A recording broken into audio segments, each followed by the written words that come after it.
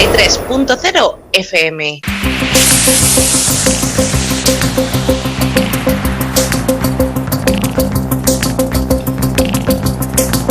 En la frontera del tiempo.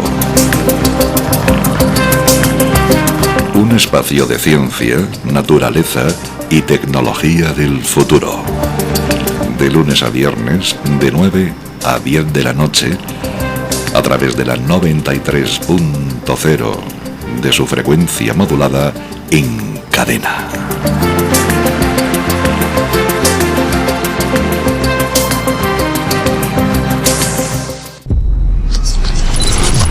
...93.0.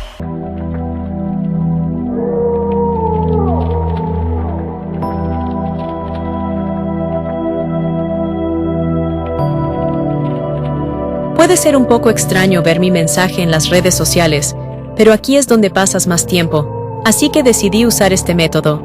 Vayamos al grano. Por supuesto que me has contaminado por completo. Mis pulmones fueron los más afectados. El océano. Debido a la contaminación por microplásticos, ya no puede eliminar efectivamente el exceso de calor que proviene de mis entrañas.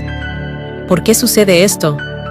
Su vida es demasiado corta para darse cuenta, pero vivo millones de años y paso un ciclo cósmico cada 12.000 años. La influencia cósmica está comenzando a llegar a mi núcleo, de la cual ustedes aún no saben mucho. Cuando el ciclo comenzó a acercarse esta vez, la energía adicional de ese impacto comenzó a calentar mi núcleo, lo que hizo que se desplazara en 1995. Esto provocó el movimiento activo del magma profundo y su ascenso a la superficie. El magma caliente causó el derretimiento de los glaciares de abajo hacia arriba, el aumento del volcanismo, la actividad sísmica y calienta el océano. Además, los microplásticos que expulsas acumulan calor en el agua. El océano anormalmente cálido provoca fuertes lluvias, inundaciones, huracanes en todo el mundo. Lo que has visto antes de 2024 es solo el comienzo. A continuación, todos los cataclismos crecerán exponencialmente. Me dirijo a usted porque ya no puedo manejarlo. Si no empiezas a ayudar, este ciclo podría ser el último para mí y para ti. ¿Qué debemos hacer para sobrevivir? Unir y utilizar las tecnologías existentes para minimizar los procesos disruptivos. Esto es lo que tenemos. Tecnologías para limpiar el océano de microplásticos a través de generadores atmosféricos de agua. Tecnología de desgasificación para reducir la presión del magma y evitar explosiones de supervolcanes. Hay muchas cosas que se pueden hacer, pero para hacerlo, deben estudiar las verdaderas razones de lo que me sucedió y compartir esta información con todos. Para no ser infundado, sugiero leer el informe científico que confirma mis palabras. Lo puedes encontrar en la página creativesociety.com en varios idiomas. Comparte este mensaje mío. Su tierra.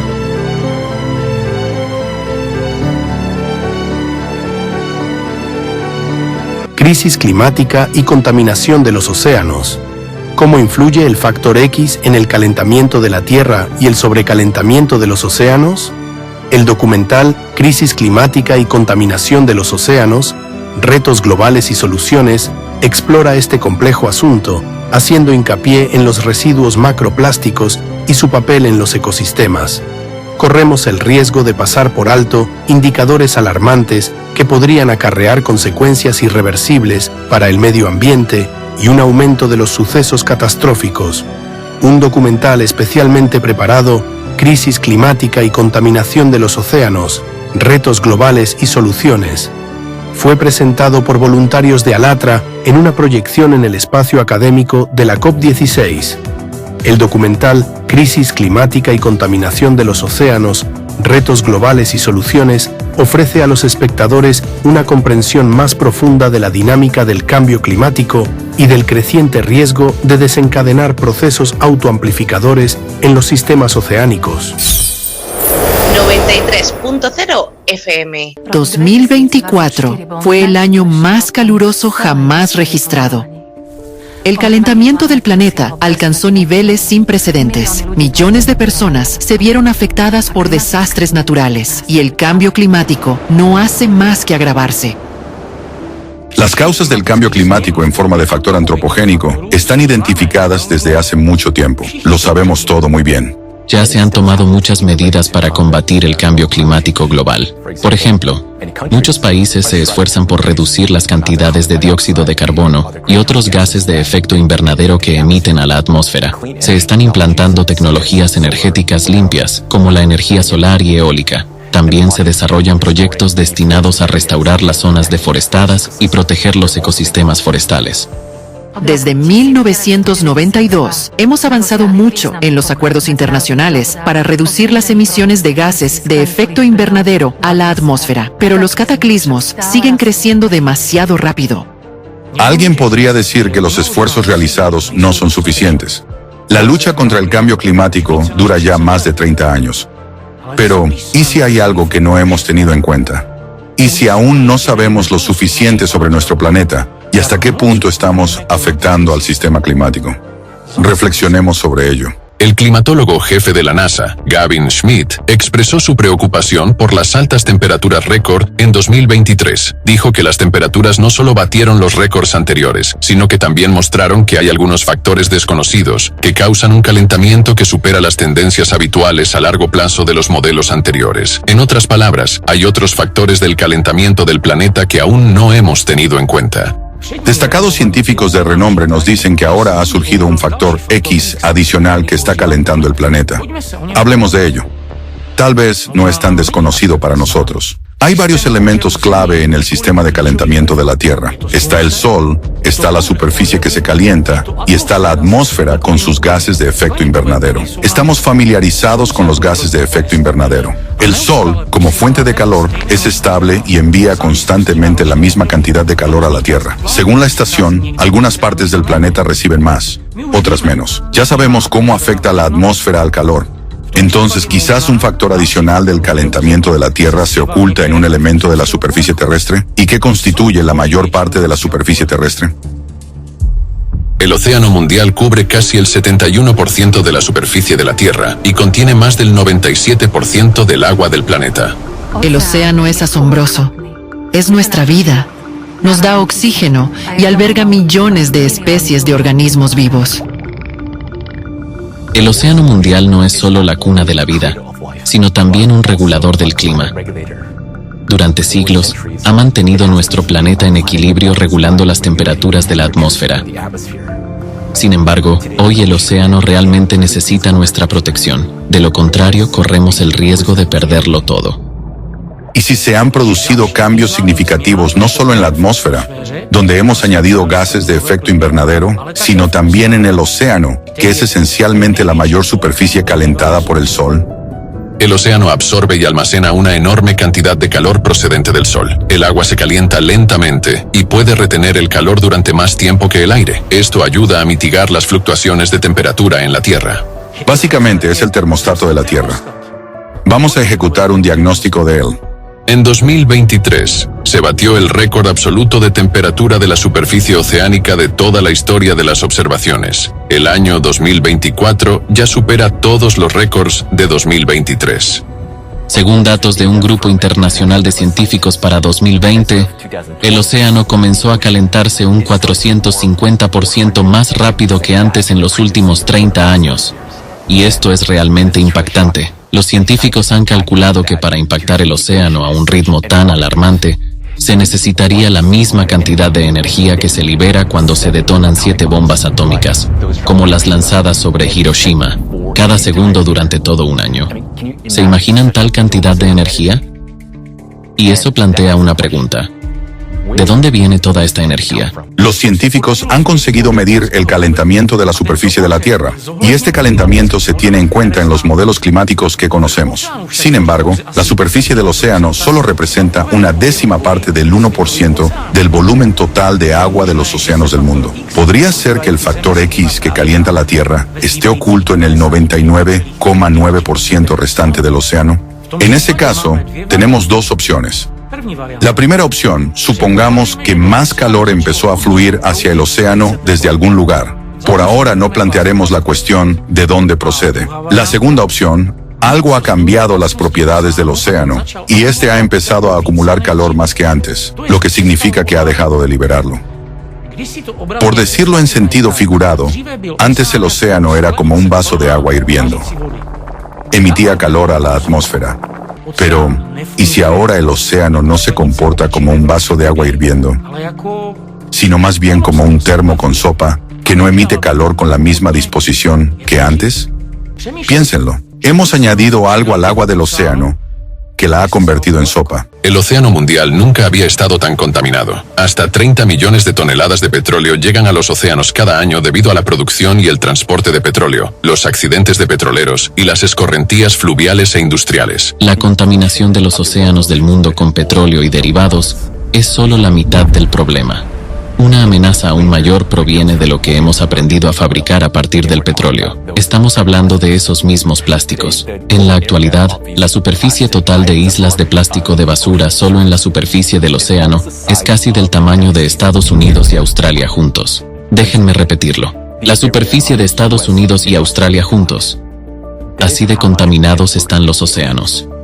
Los investigadores estiman que actualmente hay entre 75 y 199 millones de toneladas de residuos plásticos en los océanos y que 15 millones de toneladas de plásticos llegan al medio marino cada año. Esto es comparable a 6.700 piscinas olímpicas llenas de plásticos que entran en el océano cada año. ¿Saben lo que le ocurre realmente al plástico cuando acaba en el océano? Bajo la influencia de la luz solar, el agua salada, las olas y el viento, los residuos plásticos de gran tamaño se descomponen en partículas más pequeñas. El plástico puede descomponerse en partículas de unos pocos milímetros de tamaño, y en ese punto lo llamamos microplástico. Estas partículas son visibles a simple vista. Pero sigamos exponiendo el plástico a la descomposición. ¿Qué ocurre a continuación? Cuando las partículas de plástico tienen un tamaño inferior a un micrómetro, se convierten en nanoplásticos. Estas partículas solo pueden verse al microscopio. La clave aquí es que el plástico nunca se descompone del todo. No sufre una degradación biológica como la materia orgánica. ¿Lo ven? Nunca se descompondrá por sí mismo. Jamás. Los nanoplásticos representan la etapa final de la destrucción de los residuos plásticos en el océano. Estas diminutas partículas conservan la estructura polimérica del plástico original, pero debido a su pequeño tamaño tienen nuevas propiedades. Por ejemplo, penetran fácilmente en los tejidos de los organismos vivos, pueden superar las barreras biológicas, entrar fácilmente en las cadenas alimentarias de los ecosistemas marinos y acumularse en los tejidos de los organismos vivos. Las zonas con altas concentraciones de residuos plásticos se denominan sopa de plástico. Es exactamente esa sopa de la que hablábamos anteriormente. Antes nuestro termo contenía agua de mar pura, pero ahora está lleno de sopa de plástico. Y aquí surge la pregunta: ¿cómo ha afectado la adición de nanoplásticos a las propiedades térmicas del agua? Veamos los gráficos que muestran la cantidad de plástico producida desde 1950 por diferentes tipos, la cantidad total de macroplásticos en el océano y los cambios en la temperatura de los océanos del mundo. Miren, todos crecen de forma sincronizada, en progresión geométrica. ¿No sugiere esto que el plástico en el océano ha afectado significativamente a la capacidad del océano para retener el calor? Debido a su composición específica, los microplásticos tienen una propiedad única: perturban la conductividad térmica del océano. Así que la causa de la alteración de la función del océano es el factor antropogénico. Y más concretamente es el plástico que hemos creado y que ahora está por todas partes en el océano. Y en lugar de eliminar el calor, el océano se ha convertido en una manta gruesa para nuestro planeta. Y el planeta es exactamente lo que necesita ser enfriado. Así pues, aunque la forma en que los nanoplásticos pueden afectar a la conductividad térmica del agua de los océanos sigue siendo un tema de investigación científica activa, existen varias hipótesis basadas en lo que sabemos actualmente. En primer lugar, las partículas nanoplásticas pueden alterar las estructuras de enlace alrededor de las moléculas de agua. Esto, a su vez, puede afectar a la conductividad térmica del agua a nivel microscópico. Y en segundo lugar, las nanopartículas pueden formar una fina película sobre la superficie del agua, lo que puede afectar al intercambio entre el océano y la atmósfera. Por último, los nanoplásticos pueden interactuar con otras partículas en el agua, formando agregados y potencialmente afectar a la transferencia de calor dentro del medio acuático. Así pues, estos nanoplásticos afectan sin duda a la conductividad térmica del océano, y nosotros, como humanidad, aún no nos hemos dado cuenta de lo profundo que puede ser ese impacto.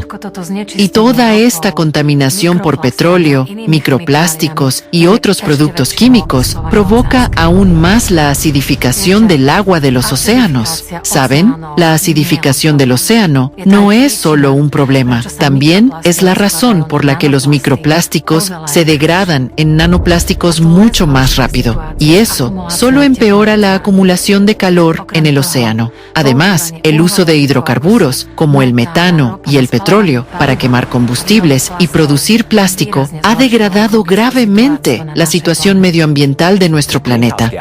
Los gases de efecto invernadero calientan la atmósfera, y esta en consecuencia calienta la superficie del océano. Esto conduce a la acumulación de un exceso de calor tanto en la atmósfera como en el océano, y como consecuencia, aumenta la evaporación y la humedad en la atmósfera. Así que, nos encontramos en un círculo vicioso. El empeoramiento del estado de los océanos impacta en la atmósfera, y viceversa, mientras que los desastres climáticos siguen intensificándose. Así que debemos hacer algo al respecto. Al responder a la pregunta, ¿qué es lo que está calentando el océano? Solo hemos considerado una opción: cambios en las propiedades del propio océano. Nos queda una opción más. ¿Y si empezara a entrar más calor en el océano desde otro lugar? El calor procedente del sol no ha aumentado, y ya hemos tenido en cuenta en nuestros modelos el calor procedente del calentamiento antropogénico de la atmósfera. Pero, ¿es capaz el nanoplástico de aumentar el calentamiento de los océanos a un ritmo igual al de la energía generada por 7 bombas atómicas, como las lanzadas sobre Hiroshima, explotando cada segundo durante un año? No utilizamos tanta energía para producir todo ese plástico. Así que, ¿cómo podría ser la única causa del calentamiento? Yo desde luego no lo creo.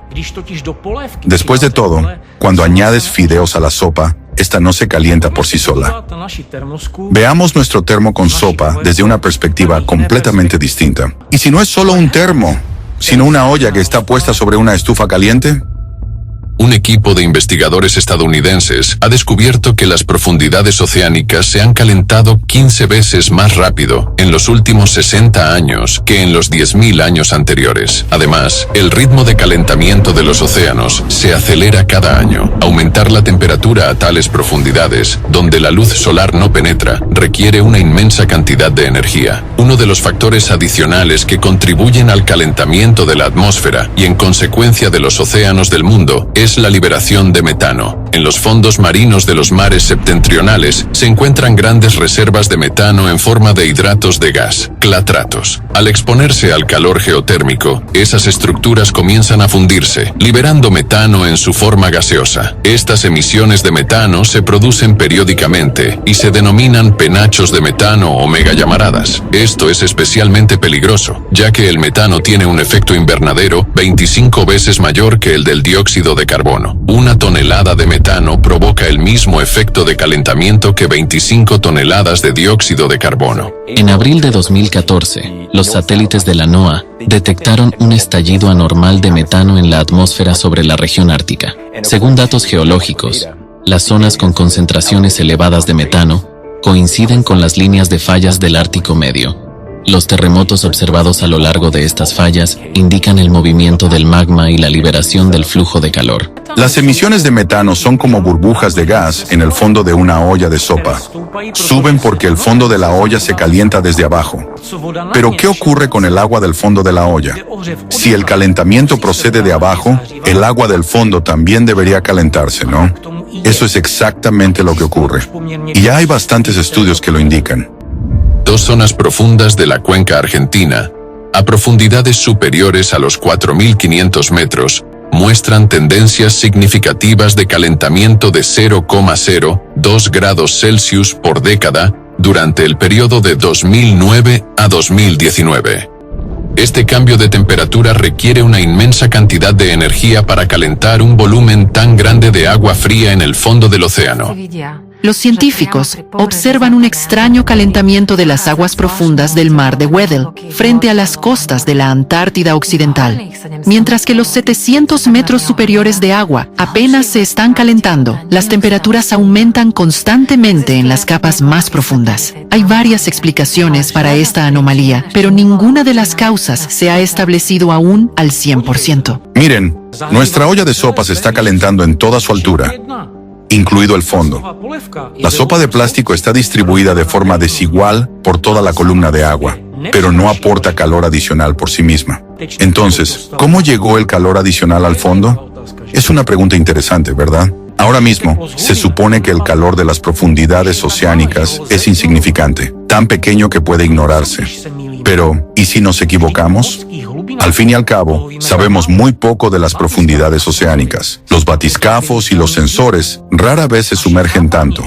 Nuestra comprensión del calor hidrotermal en el fondo oceánico se basa en cálculos y mediciones antiguos. Echemos un vistazo más de cerca en esa dirección. ¿Es posible que nos olvidemos de algo ahí abajo? Nunca antes se había encomendado a la ciencia la tarea de vigilar las temperaturas del fondo oceánico. Los sistemas de vigilancia oceánica, como Argo, utilizan 3.500 boyas, pero eso es insuficiente para proporcionar una imagen completa, ya que solo descienden hasta la mitad de la profundidad del océano y recogen datos de tan solo el 0,03% de la superficie oceánica.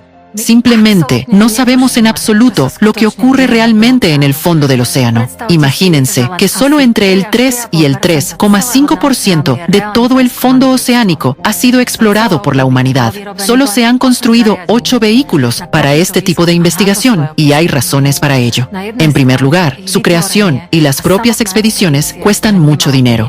En segundo lugar, bucear a profundidades tan grandes no es un simple paseo bajo el agua. Hay muchas dificultades técnicas. El 98% del fondo oceánico se encuentra a unos 6.000 metros de profundidad. Por estas razones, el espacio se estudia ahora incluso más que el fondo oceánico. Saben que en la comunidad geológica ya se consideran algunas hipótesis innovadoras, según las cuales los procesos geológicos en realidad tienen un impacto significativo en el sistema climático, incluido el calentamiento de los océanos. Hay más de 10 millones de objetos geológicos en el fondo del océano, como volcanes, fallas y fuentes hidrotermales. Imagínense este poder. Así que supongamos que podrían ser factores significativos en el calentamiento del océano desde el fondo. ¿Cómo podríamos saberlo? Al fin y al cabo, estas fuerzas geológicas permanecen en gran medida ocultas debido a su lejanía y a una vigilancia insuficiente. Sin embargo, una pregunta mucho más importante es, ¿por qué estas fuentes empezarían ahora a generar muchas veces más calor que antes? ¿Podría empezar a subir mucho más calor del interior? ¿Y qué hechos podrían apuntar a ello? Supongamos que, por alguna razón, ha aparecido una enorme cantidad de calor adicional en el manto terrestre. ¿Qué hará este calor? Naturalmente, fundirá el manto. Se convertirá en algo parecido a un queso fundido. Pensemos en lo que podría seguir. El magma fundido, más caliente, empezará a moverse hacia la superficie porque se vuelve menos denso, ¿verdad? ¿Cuáles serían las primeras zonas en las que observaríamos un calentamiento adicional por el ascenso de este magma caliente? Las zonas con regiones volcánicas y un fuerte contraste de temperatura. ¿Conocen un lugar así? Yo sí. Por ejemplo, la Antártida. ¿Les sorprende? La Antártida Occidental no es solo un desierto helado. Es una de las mayores regiones volcánicas del planeta. Bajo su capa de hielo se esconden más de 140 volcanes, lo que hace de esta región un lugar único y misterioso. Recientes estudios aeromagnéticos realizados por científicos de Alemania y el British Antarctic Survey han elaborado un mapa del flujo de calor geotérmico en esta región. Han descubierto una zona bajo el glaciar Thwaites en la que una cantidad significativa de calor geotérmico asciende desde el interior de la Tierra. Este flujo de calor está estrechamente vinculado a las zonas donde los glaciares se derriten más rápidamente, lo que pone de relieve las complejas interacciones entre la actividad volcánica y el cambio climático en la Antártida. Bajo la superficie helada de la Antártida Occidental, se encuentra la gigantesca pluma del manto Mary Bird, que abarca casi 1 millón de kilómetros cuadrados. La actividad volcánica en esta región está impulsada por un punto caliente, una zona en la que la pluma del manto, una corriente de magma fundido, asciende desde las profundidades del manto y alcanza la corteza terrestre. Las investigaciones de la NASA indican que el calor de esta pluma del manto calienta la roca y las capas de hielo situadas sobre ella con una intensidad comparable al calentamiento del suelo por el supervolcán de Yellowstone. En las zonas cercanas a las fallas, el flujo de calor alcanza los 180 milivatios por metro cuadrado, lo que supera 3 veces la actividad térmica de las formaciones rocosas vecinas. Estos hallazgos ponen de relieve el importante impacto del volcanismo subterráneo sobre la capa de hielo de la Antártida.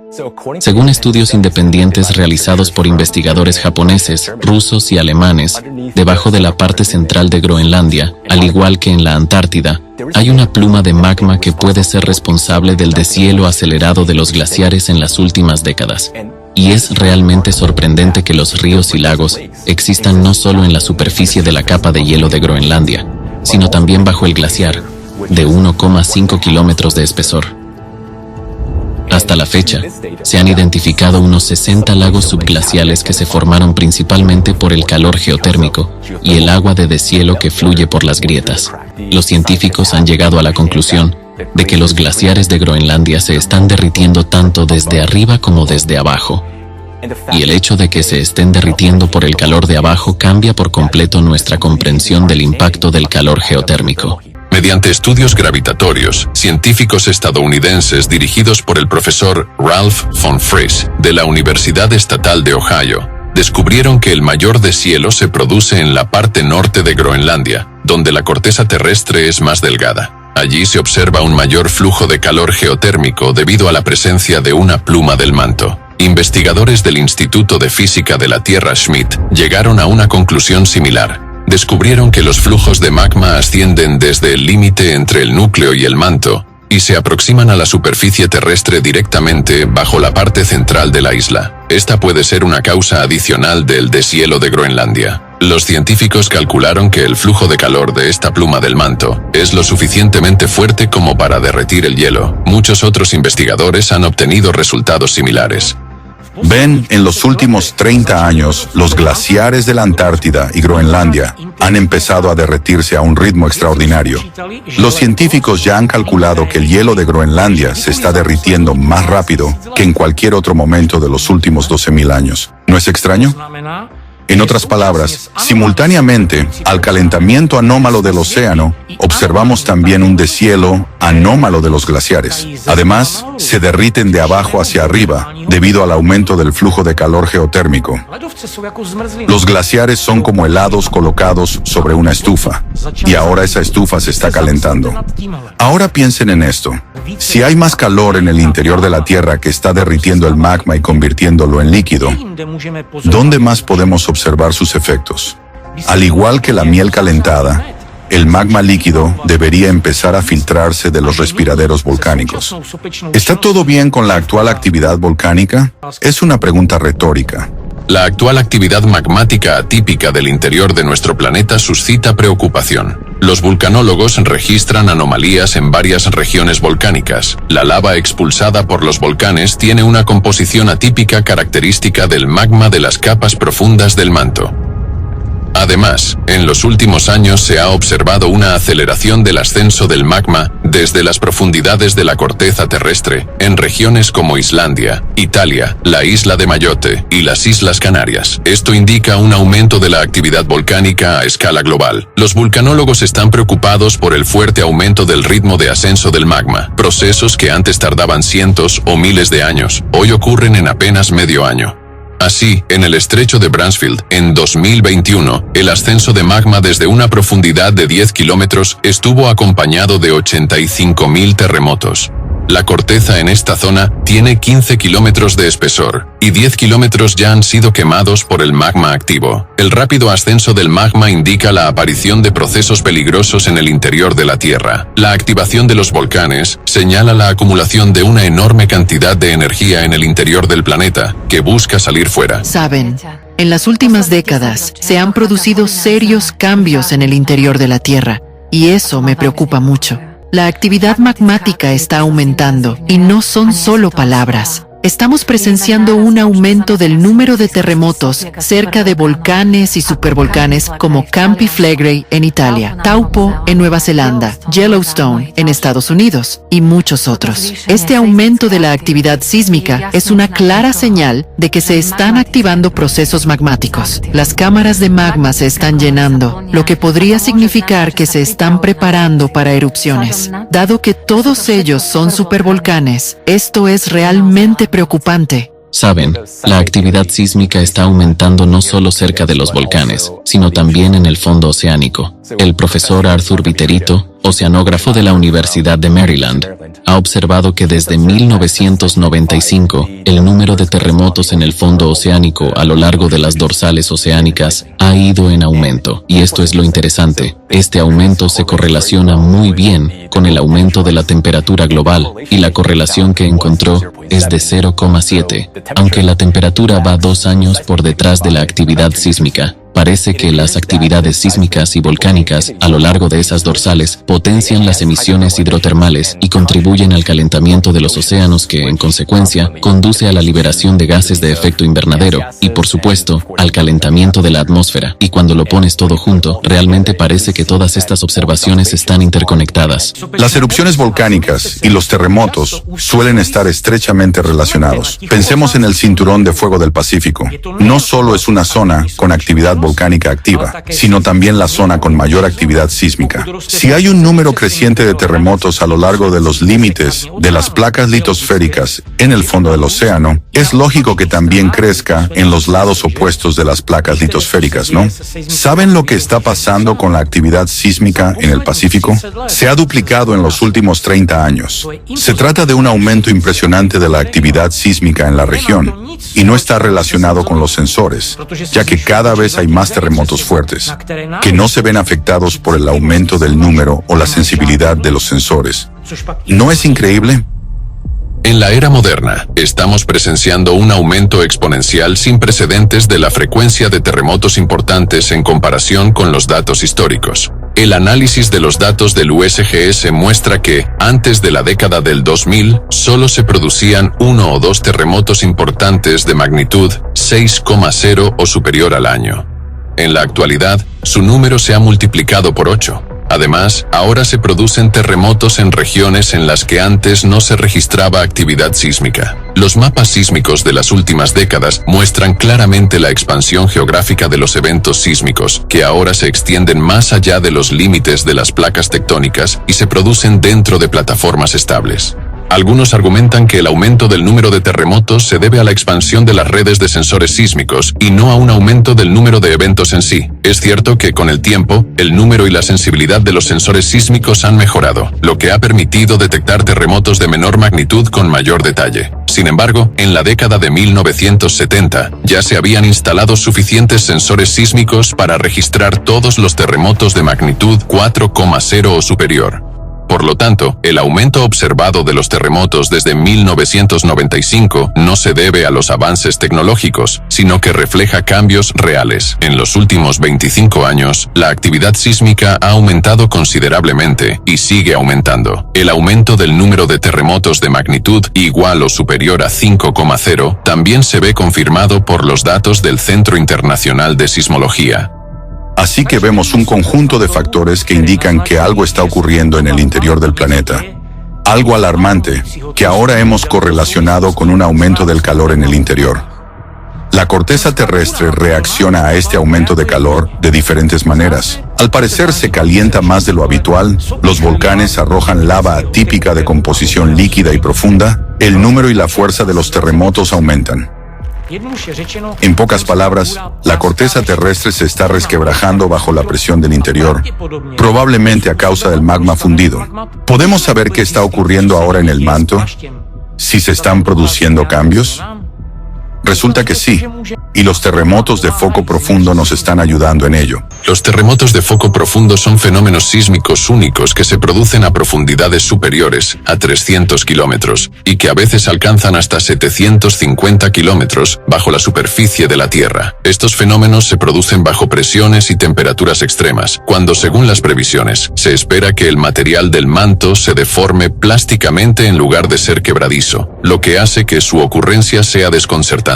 Sin embargo, se registran con regularidad y siguen siendo objeto de una activa investigación científica. Desde 1995, la frecuencia de los terremotos de foco profundo ha aumentado bruscamente, coincidiendo con otras anomalías geodinámicas. El aumento de la frecuencia de este tipo de terremotos en las últimas décadas se asocia a una mayor actividad magmática en las profundidades del interior de la Tierra. Existe la hipótesis de que los terremotos de foco profundo representan potentes explosiones subterráneas comparables a la detonación de muchas bombas atómicas en el manto terrestre. Este crecimiento exponencial en número y fuerza de tales terremotos indica una intensa actividad magmática en el planeta y también suscita preocupación, ya que tales terremotos podrían servir como desencadenantes de otros más destructivos en la superficie. Esto es ciertamente impactante, porque parece que de hecho hay una enorme cantidad de calor extra en el interior del planeta, que probablemente está fundiendo intensamente el manto.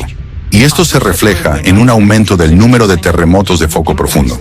Pero ¿de dónde procede este calor y en qué momento empezó a llegar? Es una buena pregunta, ¿no? Quizá tengamos que buscar la respuesta más profundamente. Después de todo, la parte más caliente de nuestro planeta es el núcleo interno de la Tierra. La ciencia ha llegado a comprender que la temperatura entre el núcleo interno de la Tierra y su núcleo externo líquido es aproximadamente la misma que la de la superficie del Sol. Estamos hablando de 6.000 grados Celsius. 6.000, ¿se lo imaginan? La misma temperatura que en el Sol, pero en el núcleo de nuestro planeta. ¿Cómo pudo el núcleo permanecer tan caliente durante 4.500 millones de años de su existencia? ¿Está todo bien en el núcleo del planeta? ¿Podemos estar seguros de que allí no han comenzado a producirse cambios dramáticos? Resulta que en 1995 empezaron a producirse allí algunos procesos bastante extraños que no pueden ignorarse. En 1995, laboratorios científicos de todo el mundo registraron por primera vez alarmantes anomalías planetarias. Uno de los cambios más notables fue la brusca aceleración de la deriva del polo magnético norte. Anteriormente, se movía a un ritmo de 10 kilómetros por año, pero desde 1995, su velocidad aumentó a 55 kilómetros por año. Además, cambió su dirección hacia Siberia, avanzando más de 1.000 kilómetros. Este brusco desplazamiento del polo magnético norte es un evento verdaderamente único que no se ha observado durante los últimos 10.000 años. ¿Se lo imaginan?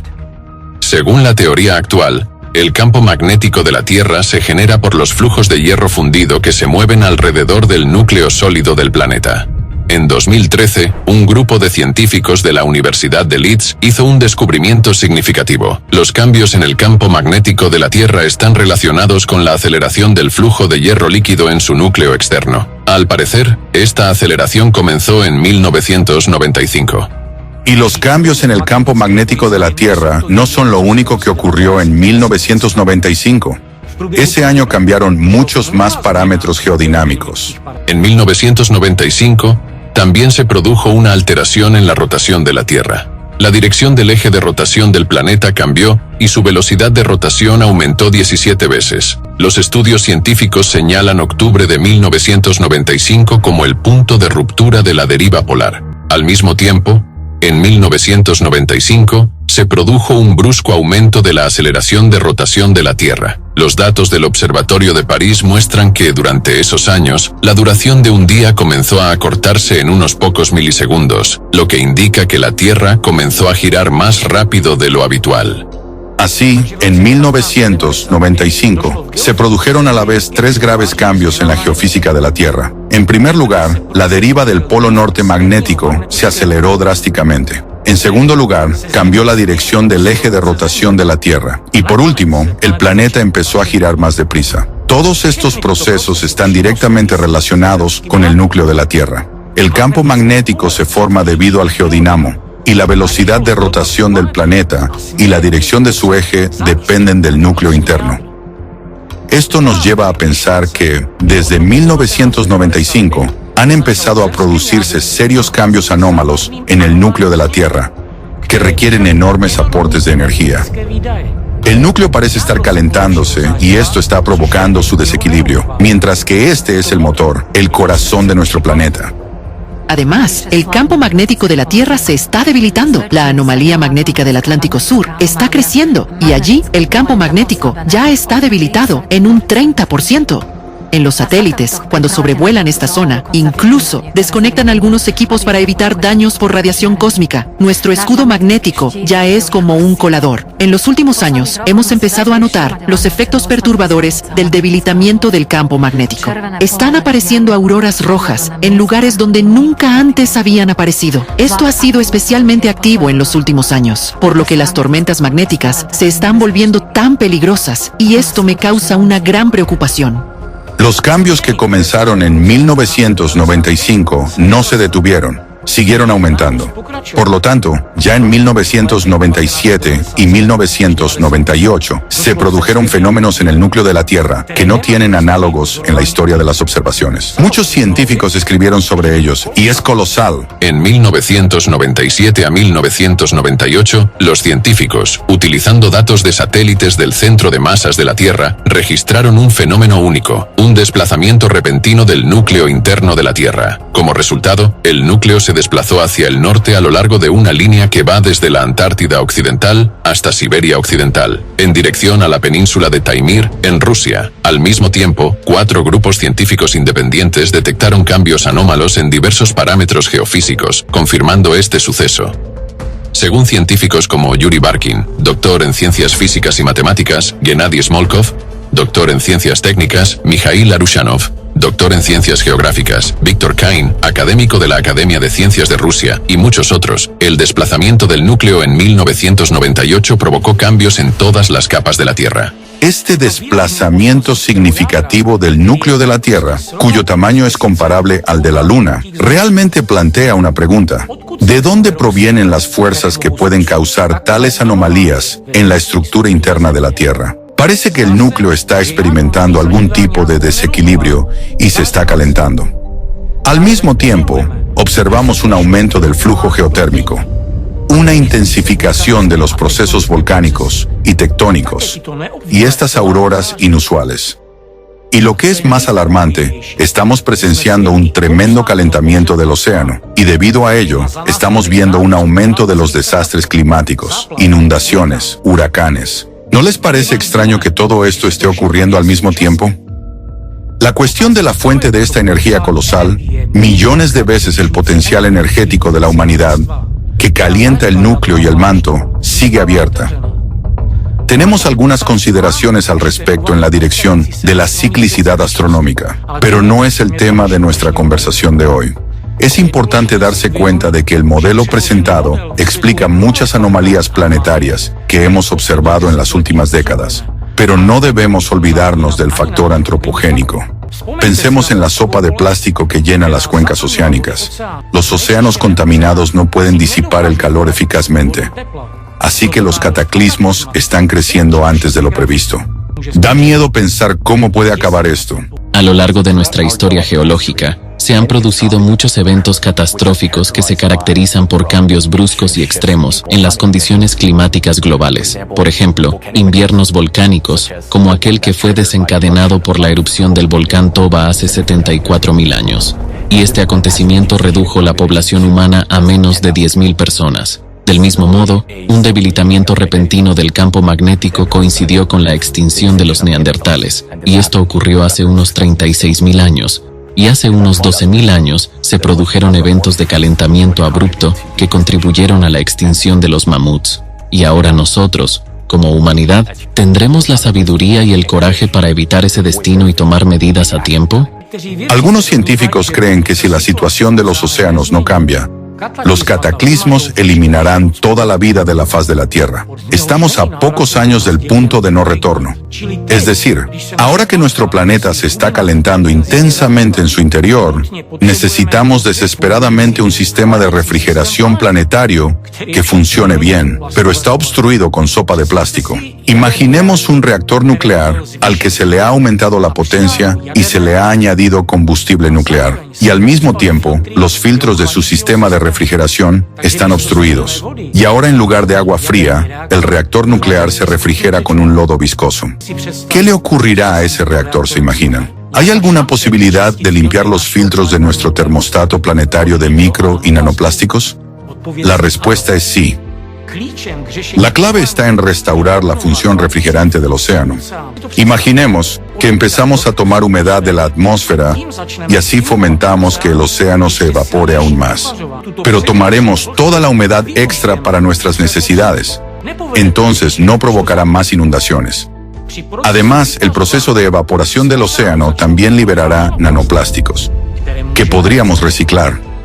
Esta tecnología es esencialmente como un purificador de aire a escala planetaria. Suena ambicioso, pero lo es. Esta tecnología son los generadores de agua atmosférica, es decir, generadores que extraen agua de la atmósfera. El principio de funcionamiento del dispositivo es el siguiente. Primero, se filtra el aire que entra en ella. El agua se condensa a partir de la humedad que hay en el aire. Así, lo único que extrae el dispositivo es una molécula de H2O, que es más pequeña que una partícula de microplástico. La filtración lo elimina todo. Y luego, cuando entra en el depósito, antes de que llegue al consumidor o a las personas que utilizan el agua, pasa por otra gran sección de filtración de carbono con plata añadida. Por lo que el proceso no solo impide el crecimiento de bacterias, sino que elimina cualquier otra cosa que haya en el agua. Es un proceso increíble. Los generadores atmosféricos filtran el agua y eliminan todas las impurezas. Si se utilizaran a gran escala, podrían actuar como una especie de filtro artificial en el ciclo del agua del planeta. Tras varios años de uso activo, el océano y la atmósfera se limpiarían considerablemente. El océano comenzaría a disipar el calor de vuelta a la atmósfera, desde donde escaparía al espacio. Esto ayudaría a mitigar las consecuencias destructivas de las catástrofes y a limpiar nuestro océano y nuestra atmósfera. Tendrá un cierto impacto medioambiental, un impacto positivo, porque cuando procesamos el aire atmosférico, también lo filtramos de los contaminantes, como el humo, los gases de escape, la arena y todo lo que vuela por el aire. Y eso es solo un ejemplo del impacto. Cuando se trata del contenido de agua en el aire ambiental o en la atmósfera, como he mencionado anteriormente, es absolutamente imposible alterar el equilibrio natural de la atmósfera, porque es demasiado grande y demasiado poderosa. Me gusta mucho esta tecnología. Es una solución ecológica a la escasez de agua potable. Puede utilizarse en casa, en grandes empresas, en la agricultura o en el campo. Se trata de una solución realmente innovadora para el acceso al agua potable, especialmente en regiones con falta de recursos. Se trata de una tecnología que permite crear agua en cualquier lugar, porque el principio mismo de esta tecnología es que la calefacción y refrigeración crean condensación. Así que, ya sea en el Valle de la Muerte, en Nevada, o en el desierto del Sahara, podemos generar agua allí. Es decir, podemos generar agua en cualquier parte del planeta. Deben de estar de acuerdo. Es una gran ventaja que utilizando un generador de agua atmosférica en cada hogar, nunca más necesitarán utilizar botellas de plástico. Por lo tanto, al utilizar el generador de agua atmosférica, resolveremos el problema del agua. Reduciremos la huella que deja la producción de plástico, disminuiremos la huella de carbono del transporte y ayudaremos al medio ambiente a volver a su ciclo natural. Además, cuando se produce una evaporación intensa, el océano se enfría, de forma similar a como la evaporación del sudor en nuestra piel enfría a una persona en verano. Así que, del mismo modo, si los generadores atmosféricos se utilizan a gran escala, en todo el mundo, entonces la atmósfera se volverá menos húmeda y más fría. En consecuencia, los huracanes y las tormentas se debilitarán, y las frecuencias de precipitaciones extremas que estamos viendo hoy en día también disminuirán. Eso podría salvar millones de vidas y evitar pérdidas multimillonarias. Esto es exactamente lo que necesitamos ahora. He diseñado y desarrollado la tecnología para colocar en cualquier lugar un generador de agua atmosférica que puede producir más de 100.000 litros al día. 200.000 litros al día. Ya no es difícil, solo hay que pensarlo bien. Incluso si cada uno de los 8.000 millones de habitantes extrae 100 litros de agua de la atmósfera, esa cantidad se repondría totalmente por evaporación. Esto es algo por lo que deberíamos esforzarnos. Al fin y al cabo, esta agua es limpia y está disponible en todas partes y para todo el mundo. Y creo que nuestro mundo ha despertado por fin a esa fuente alternativa. Se trata de una tecnología extraordinaria, pero tiene sus limitaciones. En concreto, el consumo de energía que conlleva. En la actualidad, los fabricantes intentan averiguar cómo hacer que sus sistemas sean más eficientes y rentables. Instalan paneles solares, lo que funciona para pequeños generadores, pero a escala industrial, especialmente en el contexto del cambio climático global, eso no siempre es eficaz y puede ser vulnerable.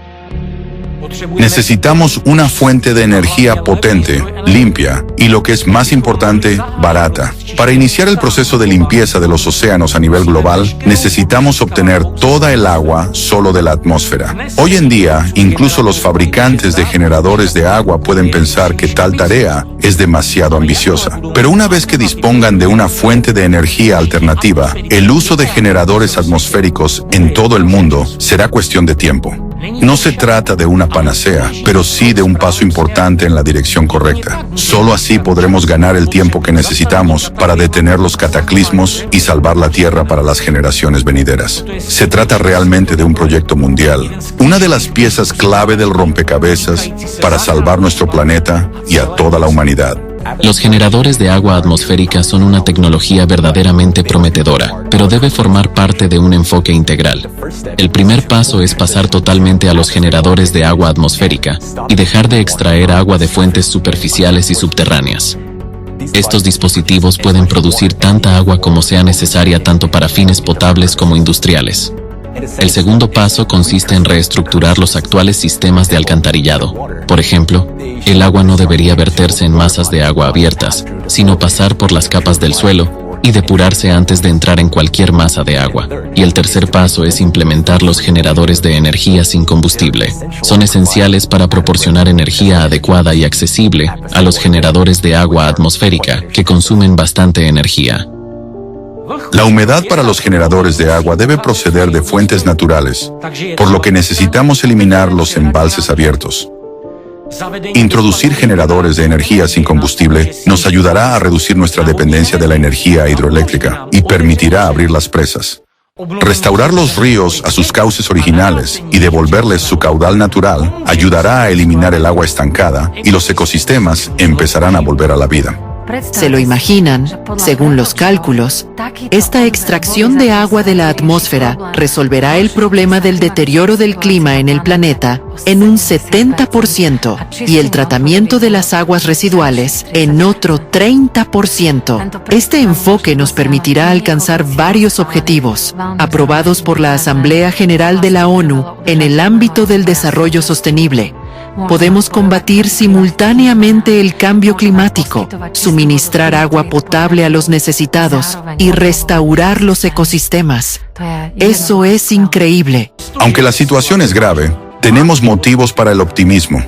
Con el enfoque adecuado y la cooperación internacional, podemos superar estos retos. Estos son pasos clave para la conservación del planeta. Si los ponemos en práctica, los resultados serán visibles en 2 o 3 años. Pero es importante darse cuenta de que el cambio climático sigue ganando impulso y no será posible detener este proceso de golpe. Por lo tanto, la situación puede fluctuar un poco el primer año, pero en unos 8 a 14 meses todo debería mejorar. Y ya dentro de 5 a 8 años, veremos cómo se limpiarán las aguas y el océano empezará a cumplir de nuevo su función de enfriar el planeta. Desaparecerán las inundaciones, las sequías, los vientos anormales y las fluctuaciones de temperatura. El clima será mucho más suave y previsible. Como resultado, gracias a la introducción de generadores de agua atmosférica, ganaremos el tiempo que ahora es tan necesario para eliminar las causas del calentamiento del planeta. Los enfoques científicos y prácticos propuestos podrían servir de base para una nueva revolución tecnológica. Su objetivo es garantizar un abastecimiento sostenible de agua y un uso equilibrado de los recursos hídricos. Y lo que es más importante, estas medidas tienen el potencial de reducir el impacto negativo sobre el sistema climático del planeta. Tienen un potencial significativo para mejorar seriamente la situación del medio ambiente, haciendo que la Tierra sea más resistente a los desafíos climáticos. La cooperación internacional será esencial. Hay que unir los esfuerzos de los científicos, los políticos, las empresas y el público para solucionar este problema global. Aunando esfuerzos y recursos, podremos desarrollar y aplicar medidas integrales. En lugar de trabajar por separado e intentar perjudicarnos unos a otros, tenemos que trabajar juntos porque se trata de un problema global. Uno de nuestros principales problemas hoy en día es que tendemos a actuar más por el beneficio que por el bien de la humanidad. Tenemos que hacer todo lo posible para cambiar este enfoque, por el bien de toda la humanidad. Si podemos establecer las condiciones para una colaboración científica abierta en todo el mundo, los científicos podrán basarse en los conocimientos y la comprensión actuales y mitigar el aumento de los desastres naturales. El futuro de nuestro planeta depende de las decisiones que tomemos hoy. Debemos actuar juntos para limpiar los océanos de micro y nanoplásticos y mitigar los efectos del cambio climático. Podemos marcar la diferencia. Ya tenemos la tecnología.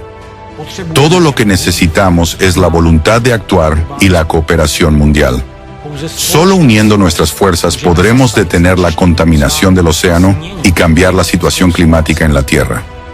El futuro está en nuestras manos. Protejamos juntos el océano y creemos un futuro sostenible para nuestros hijos.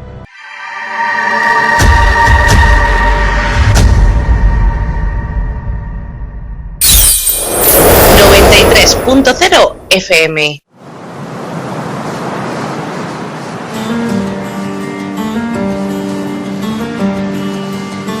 ¿Cuánto más hará falta el sermón del poder del amor? ¿Cuántas veces se invoca la paz y a la conciliación? ¿Cuánto tiempo invertido en forjar una idea del respeto? Que una vida siempre importe más que suntuosos objetos. ¿Cuántos más libros, audios, películas son necesarios? Alertando del mismo destino de los dinosaurios y otras guerras que nuevas catástrofes, cuanto más crueles, como masa de nuevos Caínes sintiéndose Abeles. Cuanto más, cuanto más. Abismos, dilemas sustanciales de un sistema que acepta el reivindicar de una humanidad suicida. Ego parece tan pequeño, pero a veces por efecto dominó.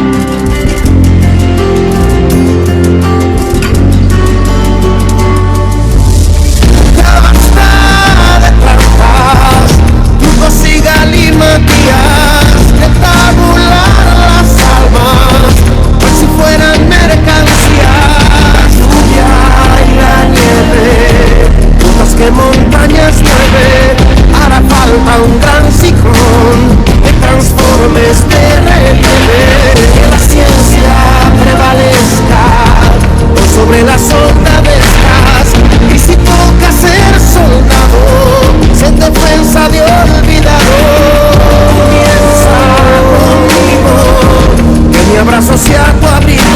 No hay ganador si muere el mar.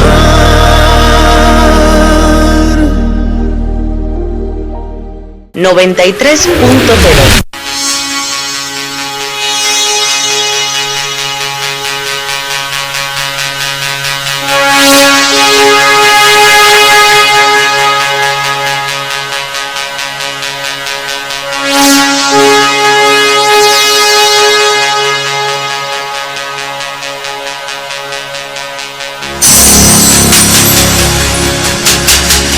En la frontera del tiempo. Un espacio dirigido y presentado por ella. En la 93.0 FM.